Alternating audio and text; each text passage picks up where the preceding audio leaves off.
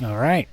Well, hi, folks, and welcome back to Cigarettes, Coffee, and Christ. I know it has been a while, as is my MO, I guess, at this point. But really going to try to start getting these out once a week if I can, at least every 2 weeks. It might be a big order, but, work has slowed down, so we're just going to get into it. I don't know if I introduced myself. Hi, I'm Thaddeus Paul Collins, and so let's see what has been going on. I got all these notes. Okay. So let's see. So like I said, our season wrapped up. Things are getting a little slower now. Got an itchy ear. I checked in a few times over the summer, so you know that we were insanely busy because of the COVID and all that. So you kind of got that, but I'm just going to go over a few highlights. I use the term insane because it was literally insane. We were very busy, and all of our customers suffered from insanity. So, so here are some highlights. The first one, this was early in the season. I call him the baked potato man because this is really early. This is right when they let everybody back out and everyone was all nuts and crazy. So I'm out having a cigarette in front of my trailer and I just start hearing baked potato and then a thump. Baked potato, thump. And it was changing in tone. Baked potato, thump.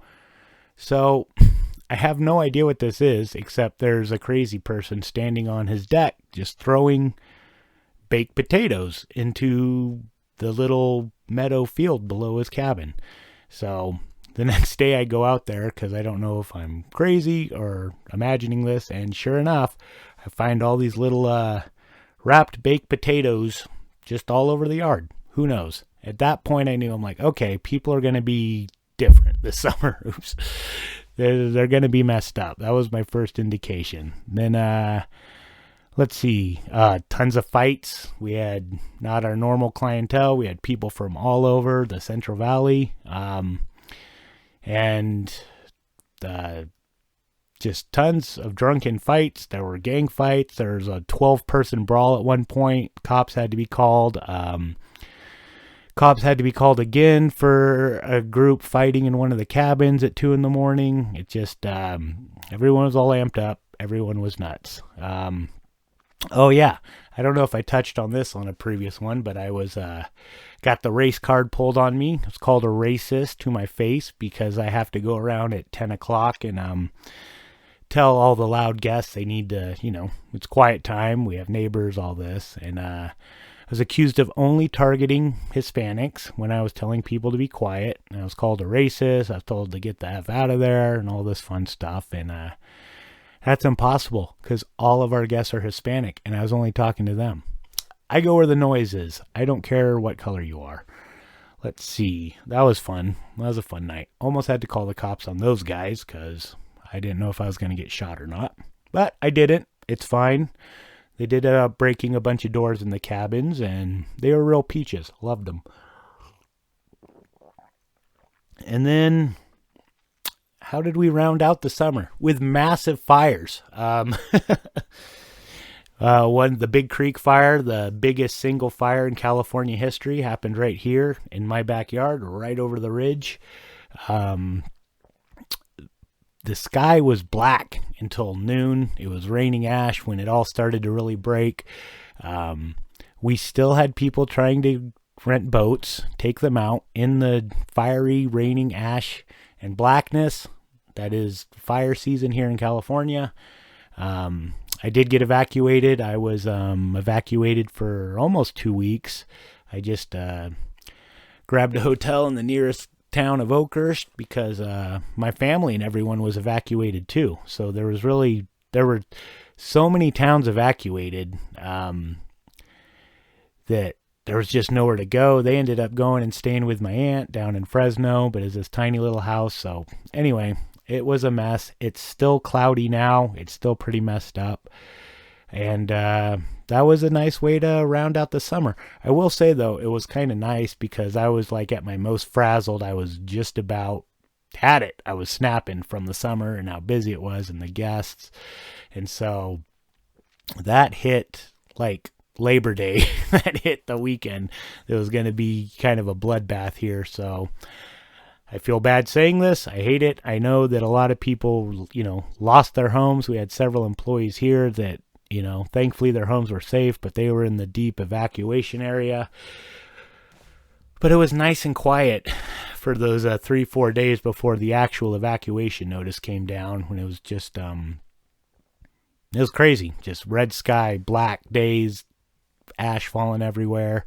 And then I finally did evacuate when the helicopter was flying overhead and, yelling down with a megaphone, "Get out, you need to get out." So I was going to try to stay and ride it out here, but, when there's choppers involved and they're yelling at you with megaphones, call me a pussy. I got out. I got scared about it. So, in the world of politics, as you know, I'm kind of trying to drift away from it, but it's just impossible this year. I just have a few notes to, touch on here. The COVID thing is still going on. I, again, must reiterate, I never didn't believe in it. At this point, I just don't know what to believe. I just don't care. I was wearing masks because of all the massive smoke and ash falling. So now, I see a purpose in that. But, I'm still upset that they're not reporting the daily deaths. They're still doing their thing. At this point, like, what can you do about it? I'm just, I don't know. I don't know what they're going to do with that.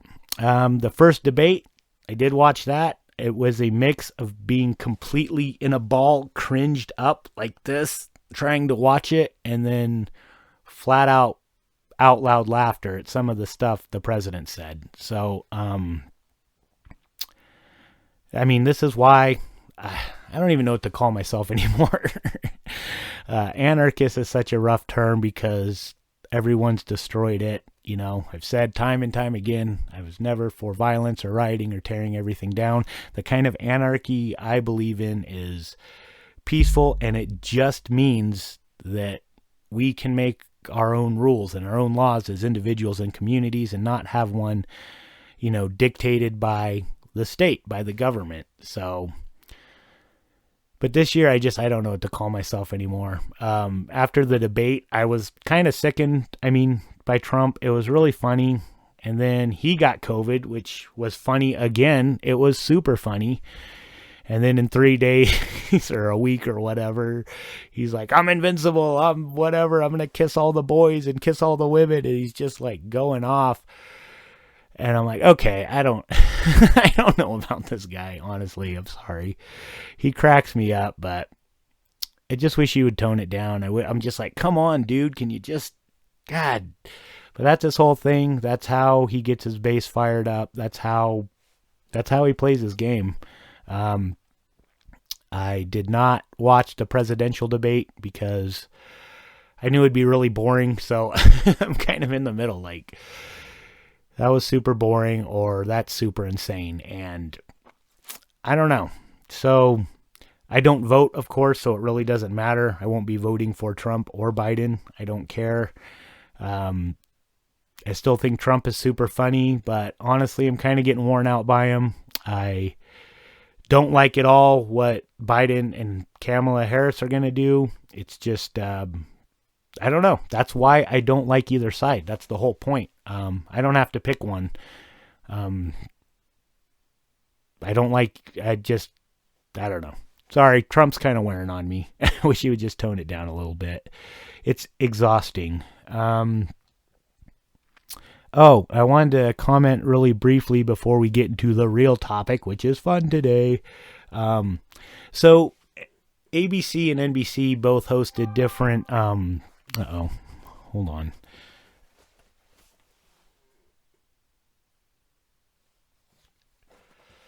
I messes up my whole thing. I'm just going to keep going with it. My dad was telling me the Steelers are on. Sorry about that, guys. I have guests in the cabin still, so I may get interrupted with a call from a guest or customer. Anyway, thanks, Dad, for telling me the Steelers are on. I will watch them. Anyway, back to, So NBC held the presidential town hall, and ABC held... I gotta move this. I'm gonna keep knocking this.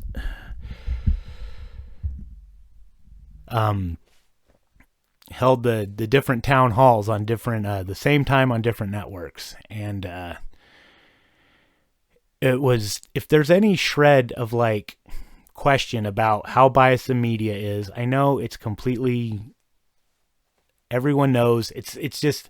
To me, the brazenness of how open it is, how open one side of the media is, it still blows me away. I should be just dead to it by now, because of course we know it leans left. But about the whole town hall thing, what really sealed it in for me was the backlash of NBC and MSNBC employees on how upset they were that their company, the people that pay their checks, ran a town hall from the President of the United States. Okay, NBC is, if I'm not mistaken, the oldest broadcasting company in the country. I know it's them or ABC. I think NBC is the first. So for you to be morally outraged and upset that your news network, how many quotes can I use here? Quote, quote, quote, quote, news network is running a town hall and a message from the President of the United States of America. That's, I can't say the final coffin because, it'll keep happening. But I don't know. That was just a really interesting example of just how, I don't know, how biased it is, how entrenched it is when... You can't be upset at a news company for running a message from the President of the United States. Like, you're supposed to report. Anyway, you get it. I'm, treading over old water here. But, so I don't know, man. I'm sick of it all. I'm sick of it. I'm still not on Facebook. I stuck by it. I'm staying off. It's been going all right. Except, that is all my social interaction, so I've definitely got a little more isolated and weird, but that's okay. Hooked up with some good friends on the PlayStation, so I've been doing a lot of gaming, and I don't know. I like the isolation. I like the quiet. It's fine. And it's okay if I get weird. That's what it is. So, but, okay, everything that went on this summer. Fires, wrath of God, COVID, plagues, crazy politics. The craziest thing that happened this summer got pushed under the rug, got ignored, nobody cared about, and that's the existence of UFOs. That's what we're going to talk about today. That's the craziest thing. Major news outlets, the Pentagon, the U.S. Navy, politicians, Mark Rubio, Harry Reid, all basically came out and said, yeah, there's UFOs. Yeah, we have all this stuff. We're going to go into that. I have a quick video here I'm going to play. For time-wise, the magic of editing, I just edited in later. But for time-wise and lining everything up, I'm going to watch it too here. So it'll look like I hit a button and you get to see the video. It's great. So, there were some other ones that were released. They were a little boring and blurry. I thought these two videos were the coolest ones. And again, these are released by the Pentagon and U.S. Navy. This isn't on InfoWars or whatever. This isn't on some conspiracy site. A lot of the information I'll be quoting is from the New York Times. Whatever you think about them.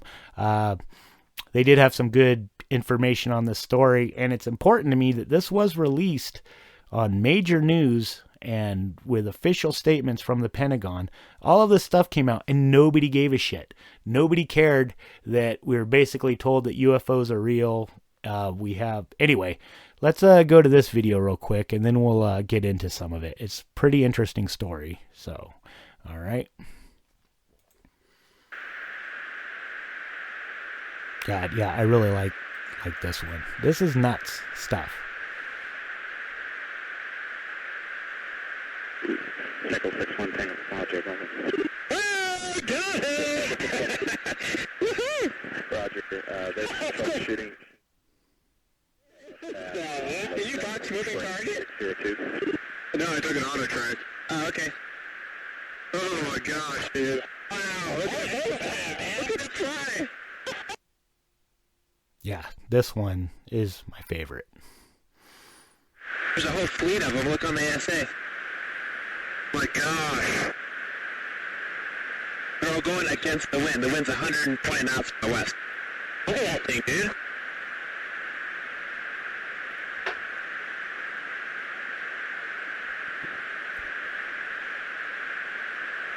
That's not our LNS though, is it? It's not. That is the LNS, dude.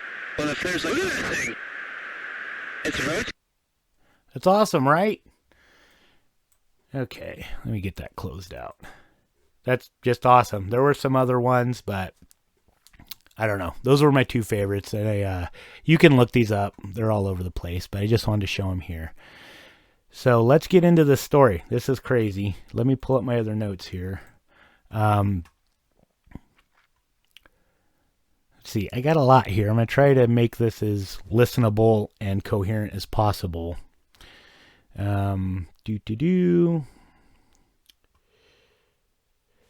Okay, let's start here. So in 2017, the New York Times disclosed the existence of a program called the Advanced Aerospace Threat Identification Program. Defense Department officials said at the time that the unit and its $22 million in funding had lapsed in 2012. Okay, so people working with the program, however, said it was still in operation in 2017 and beyond. Statements later confirmed by the Defense Department. So this is a continuation of a program. This program was begun in 2007 under the Defense Intelligence Agency and was then placed within the Office of the Undersecretary of Defense for Intelligence, which remains responsible for its oversight. But its coordination with the intelligence community will be carried out by the Office of Naval Intelligence as described in the Senate budget bill. The program never lapsed in those years, but little was disclosed about the post-2017 operations. So, despite, this is in despite of Pentagon statements that it disbanded this once covert program to investigate unidentified flying objects. The effort remains underway, renamed and tucked inside the Office of Naval Intelligence. Let's see here. Pentagon officials will not discuss the program, which is not classified but deals with classified matters. Yet it appeared last month. This article came out in July, so we're in full swing of COVID. This came out right in the middle of everything. So last month, in a Senate committee report outlining spending on the nation's intelligence agencies for the coming year, the report said the program, the Unidentified Aerial Phenomenon Task Force, that's a mouthful, that's pretty good, was to standardize collection and reporting on sightings of unexplained aerial vehicles and was to report at least some of its findings to the public within 180 days after the passage of the Intelligence Authorization Act. So, we got some major guys involved with this. Retired officials involved with the effort, including Harry Reid, the former Senate Majority Leader, hopes the program will seek evidence of vehicles from other worlds. Its main focus is on discovering whether another nation, especially any potential adversary, is using breakout aviation technology that could threaten the United States. So that's what they always say. They're saying they're hoping the Russians or the Chinese don't have some major breakthrough in technology, but come on, those videos were awesome. There's no way those were from here. It's great. Then we got Senator Marco Rubio in the mix, the Florida Republican who was the acting chairman of the Senate Select Committee on Intelligence, told a CBS affiliate, excuse me, getting a little slappy mouth here. So again, this is all in July of this year. This program's been going from 2007. They said it was shut down or lost funding in 2012, but then in 2017, members of this committee said, no, it's still going. We're just renamed it. And the Pentagon finally said, yes, it's still going. There we are, caught up pretty much. So anyway, back to Mr. Marco Rubio. He told a CBS affiliate, again, this is all on major news networks. This is all being released. He told a CBS affiliate in Miami this month that he was primarily concerned about reports of unidentified aircraft over American military bases, and that it was in the government's interest to find out who was responsible. So let's go down here.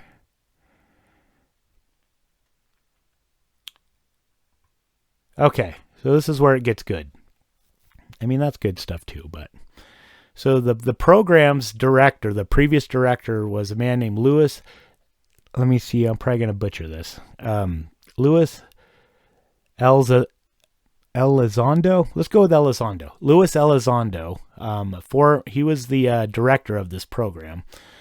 Former military intelligence official who resigned in October 2017 after 10 years with the program, confirmed that the new task force evolved from the Advanced Aerospace Program. He was quoted as saying, "It no longer has to hide in the shadows. It will have a new transparency." Let's call him Mr. E. Elizondo, we went with. Mr. Elizondo is among a small group of former government officials and scientists with security clearance who, without presenting physical proof, say they are convinced that objects of undetermined origin have crashed on Earth with materials retrieved for study. Then back to Mr. Reid. That's the Democratic senator, Harry Reid, the former senator from Nevada who pushed for funding the earlier UFO programs when he was the majority leader, said he believed that crashes of objects of unknown origin may have occurred and that retrieved materials should be studied.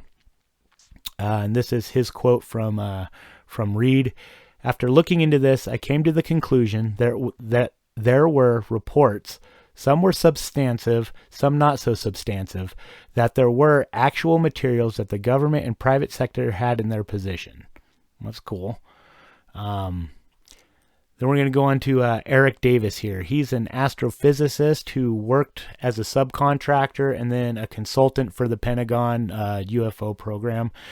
He was there since 2007, since the original program was going, and I believe he is still with the program now.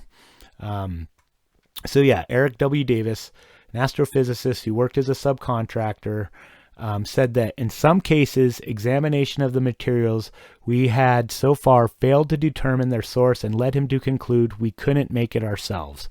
So this is these are all government folks, Again, this is all out there. The constraints on discussing classified programs and the ambiguity of information cited in unclassified slides from the briefings have put officials who have studied UFOs in the position of stating their views without presenting any hard evidence. So we're not ready for that yet. They're like, I can neither confirm nor deny that we have all this stuff. But anyway. So, and then back, Mr. Davis also... Oh no, I guess Davis now works for Aerospace Corporation, a defense contractor. So it's all the same stuff.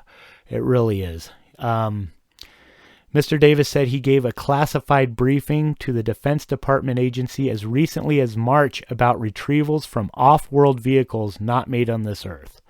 Mr. Davis said he also gave classified briefings on retrievals of unexplained objects to staff members of the Senate Armed Services Committee on October 21st, 2019, and to staff members of the Senate Intelligence Committee 2 days later.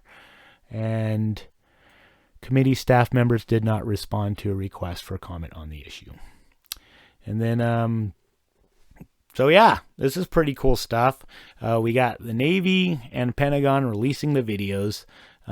We got Senator Harry Reid. We got Davis, this astrophysicist. We have Mr. E, who used to run the program. Marco Rubio. All these people are very interested. There's very, very heavy hints without them saying pretty much saying exactly that we have stuff we couldn't make. And we have these classified briefings from off-world vehicles not made on this Earth, and it's pretty much out in the open now. which I think is awesome. I've always been a huge fan of space and aliens and all that stuff, and I think it's awesome that stuff is coming out about this. And then, of course, got to touch on Donald Trump here. This was funny. Who better to talk about UFOs than Trump? But so this is a direct quote from the article. Public fascination with the topic of UFOs has drawn in President Trump, who told his son Donald Trump Jr. in a June interview. I must have missed something. I don't know what his son does. I don't know why he's interviewing his own father. Well, whatever. Told his son Donald Trump Jr. in a new June interview that he knew very interesting things about Roswell. A city in New Mexico, blah, blah, blah. We know what Roswell is. The president demurred when asked if he would declassify any information on Roswell. I'll have to think about that one, he said. So, whatever. That's just normal Trump shit. But it's funny. So, I don't know. That was my story. I just thought it was funny that we had this, video and all this information and all these senators and major news outlets like the New York Times and CBS all putting this out there. And nobody gave a shit. Nobody even thought twice about it. I bet most people didn't even know all this stuff was released. And there's tons more. This was just a brief summation I got from a couple of articles, mainly this New York Times article and a few other sources. And it's awesome. I love it. I think it's great.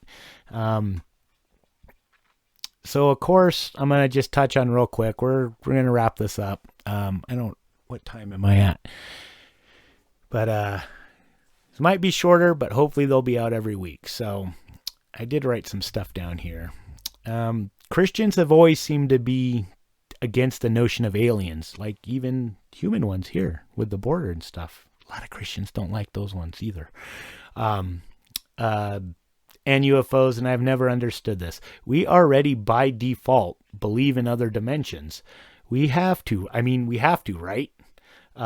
If we are to believe that heaven and hell are something more than just purely metaphorical, and we know they don't exist, like, we know heaven's not up in the clouds, we've been pretty far up, and we know that there's not, this cartoony hell we all imagine down in the dirt somewhere, really, really deep. So, if we want to believe in these things in a way that's not just purely metaphorical, then we're looking at other dimensions. We were the original multiverse folks. So you got to have an open mind about these things. I don't think humans in general have a good understanding about how vast the universe is and how big of a God and how creative of a God we serve is. Here comes the burp. Just rolling with it. Who cares? Let's see. Keep losing my place. So, yeah, I don't think we understand how little we understand about God, basically. I mean, maybe Christians think it makes them less special if God has other children across the stars. I don't know. Other creations, other worlds. But that's ridiculous. I mean, if God has enough love for you and your family and your community and your town and your state and your country and your world, God has plenty of love for all of his creation, his own creation. I don't think he made something so big that he could not love it or be influenced with it. No matter how vast or how many other people are in it. So it's exciting to me. I think it's awesome. I mean, again, I'm a sci-fi nerd. I've always been into space, and I just love those talks that you hear from physicists and these people give that show like the Earth and the galaxy and the universe, and they keep going out and out and out and out, and you see how, I don't want to say insignificant we are, because I do believe we are loved and very, very important, but it is awesome to see how small we are compared to everything God has made. And I think a lot of this, Christians aversion to things like UFOs and aliens and kind of basic science, unfortunately, which I wish wasn't the case, but I've covered that in a different topic. I think it's just we have a poor understanding of how vast God is, how creative, how powerful, that, I think maybe it makes us feel too small. Maybe it makes us feel less important, but that's not the case at all. I think it's awesome to see how incredibly immense and that this universe is, and then there could just be more universes on top of this universe, and that we always tell ourselves that we believe in this infinite, all-powerful God, but then when we start to get into the nuts and bolts of what that might actually mean, we kind of shy away from it, or some Christians do. It's like we don't understand how little we understand. I think it's beautiful. I think it's an awesome story. Again, I've always been a sci-fi nerd, and that's about it. I know this one's a little bit shorter, but that's okay. I also want to bring up, in the next couple of weeks, I've been talking with my friend Ethan Moore from the very, very, very incredible podcast, Mean and Sober. I love giving them plugs for no other reason that I personally really enjoy the show. You guys should check it out. I would always give like a warning, like, well, there is some language, there is some of that.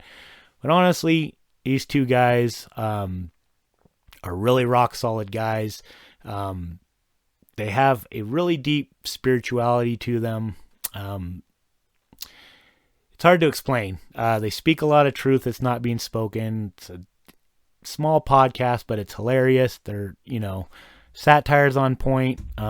It's just a great show. You have to handle a little bit of blue subject matter, but I don't know. These are the guys, again, that got me into this. So enough licking their balls. But Ethan from Mean and Sober wants to do, hopefully come on a podcast. So I'm going to work out the logistics of that. This guy's a really smart guy. He has studied, I think he has his PhD. The guy's got some book smarts. One of his studies a topic is world religions and Christianity. He himself is not a Christian, but this guy's got a lot of love in his heart, and he's super smart. And we want to pick each other's brains, see where we kind of land on this stuff. So hopefully that's coming up in a couple of weeks. Next week, I'm probably going to be doing something Halloween related. And it's not going to be gay. I'm not going into how evil Halloween is and all that stuff. You know what you know, you believe what you believe. I love zombies and skeletons and horror movies and slasher flicks. Maybe we'll briefly retouch on some of that stuff. Why it's okay for me to watch that, but I really just want to have fun and show you some clips and maybe go through some of my favorite Halloween movies. Something a little more lighthearted, a little more fun. I want to do these, and I have to figure out how to do them that I want to do them instead of just making myself do it. So I'm in this weird headspace. Like, I really want to figure out how to get decent at this, but I have to keep doing it, and I keep making excuses for myself to not do it. So we're going to be trying some new different types of episodes too. Like I said, next week I want to do a cool Halloween one. I'm going to start doing a few tech and game episodes. They'll be on a separate thing though. These will still be coming out. I want to get in a few more of my passions about programming and gaming and some real nerd shit. So anyway, I talk a big game. Let's see if I actually do it. So hopefully in a couple of weeks we'll have Ethan on here. And I'm gonna really try to get these out every week, even if it's just something short, even if it's just something dumb. I gotta fire up the camera and I gotta start hitting these. So we're gonna call it there. Thank you guys so much. Shout out to Mean and Sober for Ethan and John for the content they put out. Thanks to Ethan for him, being a good friend and supporting me. To the Roberts, Peisel, and Flory, I know you guys are hopefully listening, and to everyone else who stumbled across this or have checked me out before, I appreciate it. I thank you guys for tuning in, and I'm gonna try to be on the ball. I want to put stuff out for you guys who do enjoy these dumb little talks. So I love you as always. Go with Christ, and we will hopefully see you in a week. All right, bye.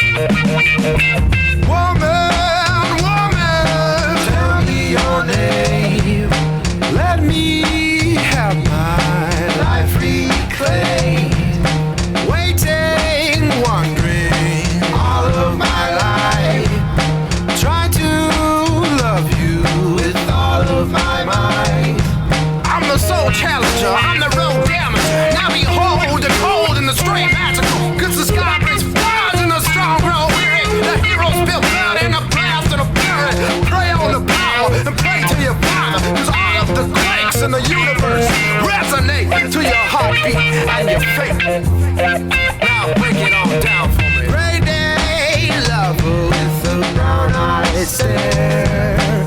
Take me from my life of despair. Hold me closely, whisper in my ear. I got my own reasons. I love you, my dear.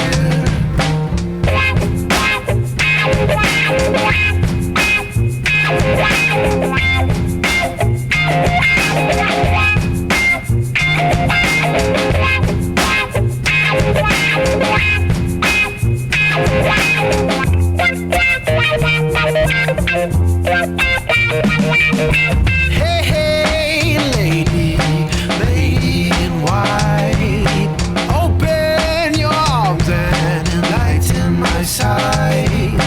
Comfort and carry me to my new home. Open your heart, let your soul free to roam. Get back now, make your brain take some facts, yeah.